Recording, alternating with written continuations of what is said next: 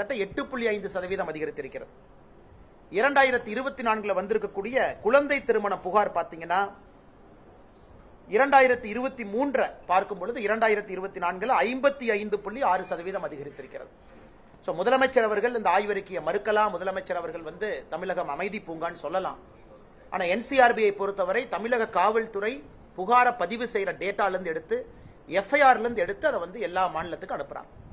அதனால் திமுக ஆட்சிக்கு முதல் ஆண்டிலிருந்து இந்த 2023க்கான ஆய்வறிக்கை வரும். இன்னும் சில மாதங்கள்ல வர இருக்கு.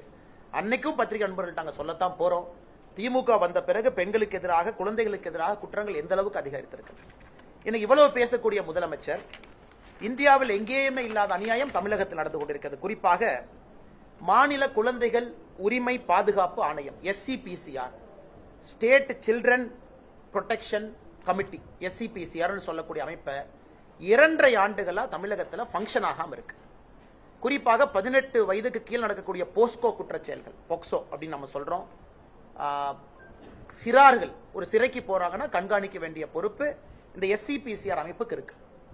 SCPCR அமைப்பு மாநில குழந்தைகள் உரிமை பாதுகாப்பு ஆணையம் 2.5 ஆண்டுகளாக தமிழகத்தில் செயலிழந்திருக்கு. தலைவர் இல்ல, கோர்ட்டு பிரச்சனை, புதிய கமிட்டி அவங்க போடல.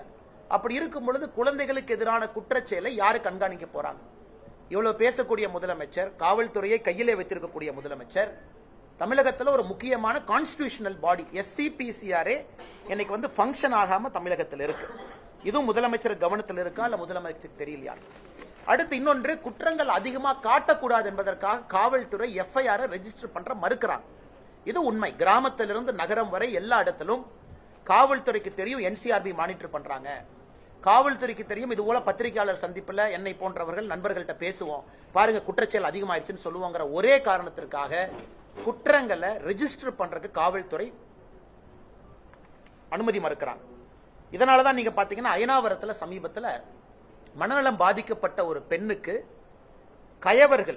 கயவர்கள் அத்தனை பேர் சேர்ந்து வன்கொடுமை அந்த குழந்தையின் மீது செய்தும் கூட போலீஸ் ஆபீசர்ஸ் வார்ன் பண்ணி அனுப்புறாங்க. இதெல்லாம் இந்தியாவில் எங்கேயுமே பார்க்க மாட்டோம்.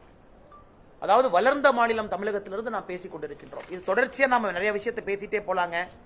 சென்னையில் இதே போல அண்ணா நகர் பகுதியில் 10 வயது மகளை இதே போல சண்டை போட்டு தான் FIR ரெஜிஸ்டர் பண்ண வேண்டியதா இருந்துச்சு. தொடர்ந்து எல்லா இடத்திலும் கூட, நேற்று கூட பாத்தீங்கன்னா திருநெல்வேலியில் இதே மாதிரி ஒரு கேஸ், எல்லா இடத்திலும் கூட ஒரு கட்சி நண்பர்களோ பொதுமக்களோ போலீஸ் ஸ்டேஷன்ல ஒரு ஃப்ரீ ரெஜிஸ்ட்ரேஷன் ஆஃப் FIR நடக்கிறது இல்லைங்க. மக்கள் அப்படியே நடந்து போய் இதாங்க ஐயா கேஸ்னா உடனே ரெஜிஸ்டர் பண்றது கிடையாது. காரணம்